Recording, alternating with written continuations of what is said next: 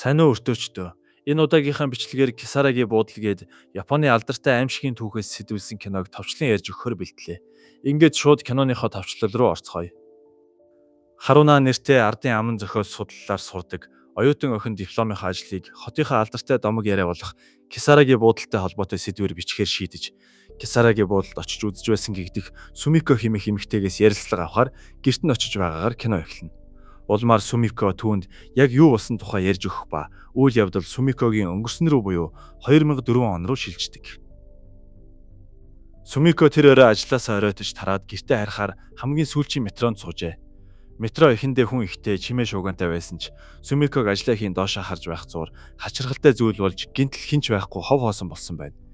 Гэтэл метро нэг түнэлээр явж эхэлсэн ба Сумикогийн мэдхээр түүний явдаг чиглэлд нь ямар ч түнэл байдаггүй тул тэр маш их гайхжээ.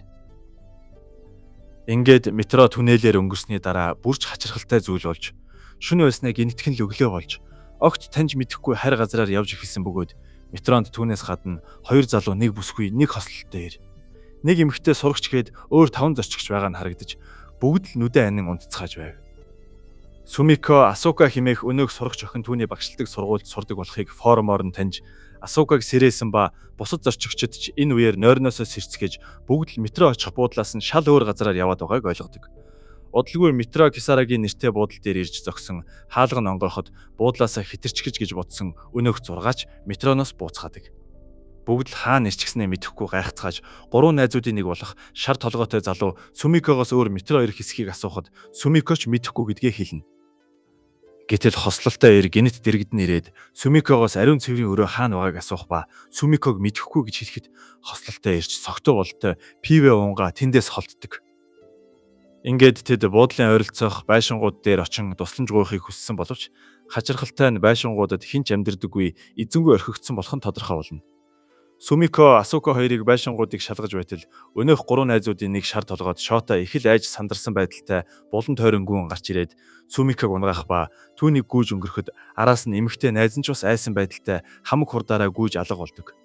Сумико Асука хоёр тэдний байдлыг хараад байшингуудыг цааш шалгахаас айж бушуухан шиг метроны буудлын руу буцацгаана. Тэднийг буцаж очиход шар толгойд өвдөглөн суучихсан их л айсан байдалтай тэр яг юу байсан бэ гэж хашгирах бол харин эмэгтэй нь нөгөө нэг найз болох Дайсүкэд нь ямар нэг аимшигтай зүйл тохиолдсон бололтой нэрийг нь дуудан уйлгнадаг. Улмаар шар толгойд энд байвал аюултай гэж үзээд тэндээс явхаар шийдэж эмэгтэй найзаа дагуулan дараагийн буудлын руу явхаар метроны зам дагуу алхаж эхэлдэг. Гэтэл энэ үеэр байшингуудын зүгээс эрэгтэй хүний аимшигтай муухайгаар хашгирах дуугах ба Сумико Асука хоёр ч маш их айж тэндээс явхаар шийдэн шар толгойд эмэгтэй хоёрын араас дагаж явцгаана. Ингээд тэр дөрвийг метроны зам дагуу алхаж байтал гинэт шар толгойтой эмэгтэй найзад хамт явж байсан Дайсүкэ гэдэг найзаас нь дуудлага ирдэг. Утсан дээр гарч ирсэн Дайсүкэгийн аимшигтай зураг бүгдийг нь цочирдуулах ба найз нь нэгэнт амьд хүн шиг харагдахаа байсан байдаг. Гэтэл яг энэ үед хослолтой ир гинэт гарч ирээд Сумикогийн гараас татах бөгөөд тэр бөмбөр нүдэх чимээ сонссон тухайга хэлэхээр ирсэн байдаг. Улмаар хослолтой ир тэдэнд туслах хүмүүс ойрхон байгаа байх буцаад явах хэрэгтэйгээд Сумиког чангааж эхэлтэл гинтл нэг нүд нь хачирхалтай байдлаар томорч эхлэн улаан судснууд бүхий л биеэр нь харлан тодорч толгой нь яг л хийсэн бөмбөлөг шиг томорч байснаа эцэст нь дэлбэрэн тэдний нүдэн дээр амиа алдна. Үүнийг харсан тэр дөрвч үнхэлцгээ хагартал айж хамаг хурдаараа метроны замыг даган зүхтаацгааж эхэлдэг. Нилээд удаан гүйсний эцэст Шотагийн эмэгтэй найзын хөлн өвдөж амрахыг хүсгэд Шотач уурлан түүнийг цохихыг завдах ба Сумико Шотаг болиулна. Гэтэл Шота хутга гаргаж ирээд Сумикод уурлан түүнийг сүрдүүлж Сумикоч айсандаа арга шухарч байтал гинт хаан ихтэйгээс эрэгтэй хүний дуу гарч метроны замаар явхаа бол аюултай гэж анхааруулдаг. Үүнийг сонсоод бүгд гайхан эргэн тойрноо харж байтал Шотагийн эмэгтэй найз модны цоорхоо руу заахад тэнд нэг өвгөн чангаар хашгиран зогсож байдаг. Тэд ч өвгөнийг хаанаас гараад ирв, хин юм бол гэж гайхаж байтал өнөөх өвгөн гинт алга болно. Тэгснээ өвгөн нэг мэдхэд тэдний ард гарч ирээд ахаад л өнөөх үгээ анхааруулан хашгираад гинтл маш чихүүцэн байдлаар тэдэн рүү гүйж эхлэх ба тэд ч маш их айж өвгнөөс зогтцгаадаг. Ингээд тэднийг өнөөх чихүүцэн өвгнөөс хамаг хурдаараа зогтцгааж байтал гинт Шотагийн найз Дайсүкэ өмнө гарч ирээд Шотаг барьж аван надад туслаач гэж ахин дахин гуйна. Гэтэл тэдний эмэгтэй найз Мики Шотаг Дайсүкэгээс салгах гэж оролдож байтал тэдний араас хөөж байсан өвгөн гүйцэж ирээд Микиг араас нь барьж аван арга шухарахад гинтл тэр хоёр галд шатаж үнс болон алга болдог. Ингээд Дайсүкэч алга болж зөвхөн Асука, Сумико, Шота гурвал үлдэнэ. Гэтэл Угийн овилгогүй зантай Шота хутгаа аваад энд яаж амьд үлдэх ёстойгоо ойлгосон. Бусад хүмүүсийн амийг золиослол өөрөө амьд үлдэх боломжтой юм байна гэд тэдэн рүү ойртоход Сумикоч Асукаг төрүүлээд зугт гэж хэлээд өөрөө Шотатай нүүр тулахаар шийддэг. Улмаар тэр цүнхээ уудлан дотор нь байсан балыг аваад өөрийгөө хамгаалахаар гартаа атгана. Тэгтэл Шотач хутгаа барин түүн рүү дайрч хутгаараа зүсэн гарыг нь шархтуулах ба Сумикоч цүнхээрээ өөрийгөө хамгаалаад гартаа байсан балаараа хамаг хүчээрээ Шотагийн гуй руу зоодог. Ингээд Сумико Асукагийн хамтаар эргэж чаралгүй тэндээс зугтаана. Тэд хэсэг гүйсний эцэст бүдэгхэн гэрэлтэй түнэлд ирж түнэлээр гүйцэхэж эхлэх ба гítэл өвдгөндөө зүсүүлсэн Сумикоч тамирд ундаг. Асука багштай санаа зовж цүнхнээсээ алчуур гаргаж ирээд хөлнийхэн шархыг боох бөгөөд энэ үед тэдний араас хөөж байсан Шотагийн дуу гарч Сумикоч Асукаг төрүүлээд зугт гэж хэлдэг. Удсанчгүй Шота хутгатайгаа араас нь гүйцэж ирээд Сумико руу дайран түүнийг яг хутгаараа дүрж алах гэж байтал азар энэ үед Асука буцаж ирээд Шотаг түлхэн түүнийг авардаг. Сумикод санаан зовсон Асука зүгээр эсхийг нь асуутал Шота гинтэд Асука руу дайрч түүний гар руу хотголно. Улмаар Шота Асукаг заамдаж аваад яг алах гэж байтал гинтэл түнэлийн гэрэлнүүд хагаран хав харанхуй болж Шотагийн аимшигтай муухайгаар хашгирах дуу гардаг. Сумиког утасныхаа гэрлийг асаахад зөвхөн Асукал харагдаж Шота алга болсон байдаг. Ингээд тэр утасныхаа гэрлийг алгуурхнаар дээшээ тусгатал хүзүүн нэрзэн шиг урт сунаж аимшигтай болсон Шотагийн бие түнэлийн хананд наалдчихсан байдаг. Энэ аимшигтай дүр зургийг харсан Асука Сумико хоёр ч үнхэлцгээ хагартал айж тэндээс бушуухан зүгтцгаах ба удалгүй хонглын үзүүрт гэрэл харагдаж тэд түнэлээс гарцгаана.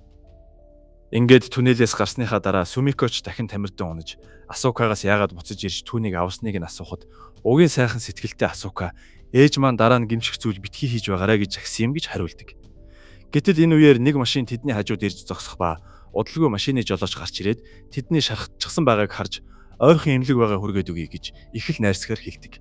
Ингээд анх удаа л энгийн хүнтэй таарсан Асука Сумико хоёр ч аврагдчихлаа гэж баярлан машинд нь орж сууна. Машин хөдөлсөний дараа жолоочч тэднийг одоо ямар ч аюулгүй болсон битгий санаа зов гэж тайвшруулахад өнөөдрийн болсон бүх зүйлээс болоод маш их ядарч туйлдсан Сумико Асука хоёр нэг л мэтгэд зүүрмэглэж орхидог. Сумиког нойрноосоо сэрэхэд жолооч ирээ өмнө нь тэдэнд хэлсэн үгээ чихүүцэм хоолоогоор ахин дахин давтах ба айсан Сумикоч бушуухан Асукаг сэрэнэ. Гэтэл яг энэ үед жолооч эргэж харах ба нүдэн цагаан өнгөтэй болж аимшигтай болсон түүнийг хараад тэд ч маш их айж цочирдно. Сумико яаж игээд машинаас бууж Асукатай хамт тэндээс зугтах гэсэн боловч жолооч Асукагийн гараас зуурчхаад тавьдаггүй. Энэ үеэр бөмбөр нүдэх чимээ сонсогдсон Сумикоч машины хаалгаар жолоочийн гарыг хид хид хүчтэй цохиж хаалгыг хамаг хүчээр өшгөсний эцэст жолооч Асукаг тавьдаг.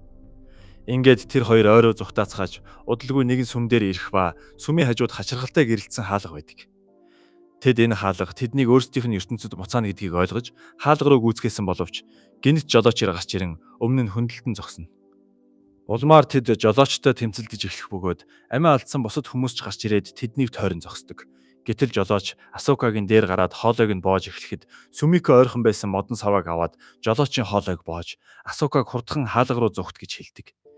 Ингээд Асукач Сумиког араас нь хурдан ирээрэй гэж хашгираад гэрэлтсэн хаалгаар гүйж ороход хаалга дүрлзэн шатаж байгаа юм шиг улаан өнгөтэй болсноо дэлбэрч алга болно. Харин энэ үед Сумико гинтэл өөрийнхөө бодит ертөнцид буцаж ирсэн байдаг бөгөөд Кисарагийн буудал дээр дөнгөж нэг өдөр өнгөрсөн боловч хачирхалтай жинхэнэ амьдрал дээр 7 жилийн хугацаа өнгөрсөн байдаг. Сумико өөрийнхөө түүхийг харуунаад ярьж дуусаад хэрвээ тэр өөрөө хаалгаар орсон бол Асукаг аварч чадах байсан байх гэж харамсаж явдаг тухайгаа хэлнэ. Харин харуунаа Сумиког яг яаж яваад Кисарагийн буудал дээр оччихсан талаар их л сонирхон асууж Сумикоч хуучин утсаа гаргаж ирээд тэр өдөр дүүтэйгээ бичсэн мессежнүүдэд харуулдаг. Энэ дагуу Сумико тэр орой 10:30-д метронд суусан боловч ядарсандаа болоод унтаж орхин буудлаа өнгөрөөчихсөн байсан тул метроноосоо буугаад буцах чиглэлд явдаг метронд суусан ч ахаад л унтчихсан байжээ. Ингээд Сумико эцэст нь оройн 11:40-ийн сүүлчийн метронд суусан байна. Сумико бодит ертөнцийн буцаж ирснээсээ хойш Кисарагийн буудал дээр очиж Асукаг аврахын тулд олон удаа хамгийн сүүлчийн метронд суусан боловч амжилт олоогүй байв. Гэтэл Сумикогийн хэлснийг тэмдэглэж авсан харуунаа тэмдэглэлээ харж байснаа гинтэл нэг зүйлийг анзаарна. Ингээд тэд Сумико Кисарагийн буудал дээр аваачсан сүүлчийн метронд суухаасаа өмнө хэд хэдэн удаа өөр метронд бууж суусан байсан тул тэр үйлдэлүүдэд автахгүйгээр шууд л сүүлчийн метронд суусан учраас оролдлогууд нь амжилтгүй болсныг ойлгодог. Харуна Сумикотой ярилцлага дуусгасныхаа дараа их л догдлон метроны буудлын руу явж олж мэдсэн зүйлээ ашиглан өөрийн биеэр Кисарагийн буудлын руу явахаар шийднэ.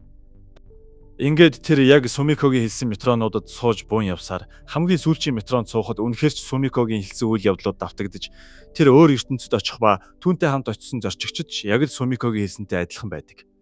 Тэд яг л Сумикогийн хэлсэн үйл явдлуудыг давтах бөгөөд тэдний ой санамж нь арилсан бололтой Асука Сумикогийн талаар санахгүй байх нь тэр. Харунач юу болохыг мэдж байгаа учраас тэднийг бүгдийг нь аварч эндээс хамтдаа зүгтахаар шийднэ. Удалгүй Шота болон түүний найзууд ойролцох байшингууд руу явхаар тэндээс хөдлөхөд Харунач тэдний найз нь амиа алдна гэдгийг санаж Шотаг зогсоох гэсэн боловч ууртай Шота түүнийг газар руу хүчтэй түлхэн унгаадаг. Яах чаргагүй болсон Харуна тэдний хойноос очтол Шота найз Дайсүкэдээ хотго тулгачихсан зогсож байх ба Харунач түүн дээр сандран очоод Шотаг түлхэж унгаан хотгийг нь булааж авна. Тэгээд Шотаг түүн рүү дайрах гэж оролдоход нь хотго тулгаад бушуухан шиг буцаад явцгаа гэж хашгирдаг. Гэтэл удсан чгүй улаан судас шиг зүйл Шотагийн бүх биеэр нь тархаж нэг нүд нь хачирхалтайгаар бүлтийн толгойд бөмбөлөг шиг томорч эхэлнэ. Шотагийн толгой дэлбэрэх гэж байгааг ойлгосон Харунач нөгөө хоёр найзыг нь дагуулan тэндээс зүгтаацгаадаг. Ингээд метроны буудлын дээр очисон хойноо Харуна тэднийг дагуулan метроны зам дагуу алхаж эхэлнэ. Тэгтэл ч Мики Шотагаас дуудлага хүлээж авах ба энэ удаад утсан дээр нь Шотагийн аимшигтай болсон зураг гарч ирдэг. Удалгүй хослолтой ир тэдний араас ирээд бөмбөр нүдэх чимээ сонссноо хэлэх ба үйл явдлууд яг л Сумикогийн хэлсний дагуу өрнө. Ингээд Сумикогийн ярьсан жихүүцэн мөвгөн гинт гарч ирээд тэдний араас хөөхөд тэд ч айж сандран тэндээс зүгтаацгаана. Гэтэл гинт Шота гарч ирээд тэдний замыг хааж зогсон найзаагаа барьж авахд Харунач маш зөрөгтэй үйлдэл хийж шууд Шотаг өвгөн рүү өшгөлөхөд өвгөн Шотаг барьж аваад түүнтэй хамт шатаж алга болдог. Харунагийн энэ зөрөгтэй үйлдэл бусдад нь гүн сэтгэл төрүүлж тэд ч Харунагийн хэлснийг үг дуугүй дагаж эхэлдэг. Ингээд эцэст нь тэднийг түнэлээс амжилттай гарч ирэхэд өнөөх хачирхалтай машины жолоочч тэдний хажууд ирж зогсно. Улмаар Харуна хослолтой эрийг жолоо барьж чаддаг гэдгийг олж мэдснийхээ дараа өнөөх машины жолоочийг чулуугаар цохиж унгаан бүгд машинд яаран сууцгааж тэндээс хөдөлцөхөдөг. Тэд хэсэг явсан боловч сүм болон хаалга харагддаггүй бөгөөд харин оронд нь жолооч ир зам дээр нь гарч ирэн хөндлөсөхөд тэд ч түүнийг машинаараа дайрдаг. Жолооч ир машинд дайруулсан боловч юу ч болоогүй мэт буцаад босч ирэх ба Харунач хослолтой эрийг илүү хурдан явгаж шамдуулсан боловч гинтэл машиныг эвдрэн асгаа болдог. Ингээд бүгд машинаас яаран бууцгаасан боловч хослолтой эрийн суудлын бүс нь гацсан машин дотор ганцаараа үлддэг. Тэгтэлч нүд нь улаанаар эргэлдэн аимшигтай төрхтэй болсон жолооч ир машин руу төхөж ирэх нь харагдана. Айж сандарсан хослолтой эрийг бүсээ салгах гэж ноцолдож байтал жолооч гинт алга болсон байдаг. Хослолтой эрч эцэст нь суудлын бүсээ тайлаад хаалгаа нээн машины доогуур шагааж харахад юу ч байдаггүй. Тэгээд тэр хажуугийн сандал руугаа харсан боловч бас л хоосон байдаг бөгөөд гинтэл жолооч ир түүний ард гарч ирдэг. Харин энэ зур ой дундуур зүхтааж байсан нөгөө хэд ч хослолтой эрийн аимшигтай муухайгаар хашгирахыг олж сонсон маш их айцгааж улам хурдан гүйцэхэнэ. Ингээд удалгүй шүнж болж тэднийг ойн цорхоогоос гарч ирэхэд цонхон гэрэлтэй нэгэн байшин угтдаг. Тэд байшин гэрэлтэй байгааг хараад дотор нь хүн амьдардаг байж магадгүй гэж бодон баярлсан боловч Харуна Сумикогийн ярьсан зүйлд ийм байшин байгаагүй болохоор эргэлзэнэ. Гэсэн ч өөр арга байгаагүй тул эцэст нь бүгд байшин руу орцгоодог.